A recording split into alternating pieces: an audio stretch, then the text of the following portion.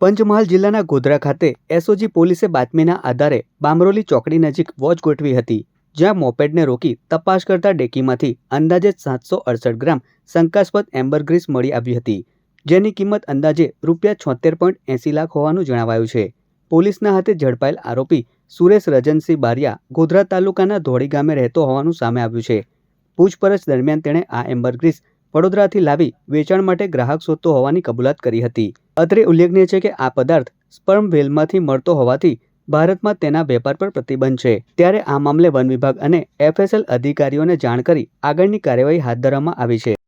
વન્ય પ્રાણીઓના અવશેષો અને પદાર્થોની શોધમાં રહેવાને કાયદેસર કાર્યવાહી કરવાની સૂચના આધારે PSI DK ગોહિલના હોય આજરોજ ગોધરા બામરોલી ચોકડી નજીક એક એક્ટિવા ચાલક પાસે આ પ્રકારનો પદાર્થ લઈને જતો હોવાની હકીકત આધારે તે એક્ટિવા રોકી અને એની ડિક્કી ખોલાવી અને તપાસ કરતા એની અંદરથી વેલ માછલીની ઉલટી, જેને એમ્બરગ્રીસ કહેવામાં આવે છે, જે કુલ્લે 768 ગ્રામ, જેની અંદાજિત કિંમત ₹76,80,000 થાય છે, તે મળી આવતા તાત્કાલિક સ્થળ પર FSLની ટીમ અને ફોરેસ્ટની ટીમના અધિકારીઓને બોલાવીને તપાસ કરતા તે એમ્બરગ્રીસ હોવાનું જણાય, જે બાબતેની કાયદેસરની કાર્યવાહી કરી અને આગળની કાર્યવાહી માટે ફોરેસ્ટ વિભાગને કાગળો અને આ મુદ્દામાલ સોંપવામાં આવેલ છે.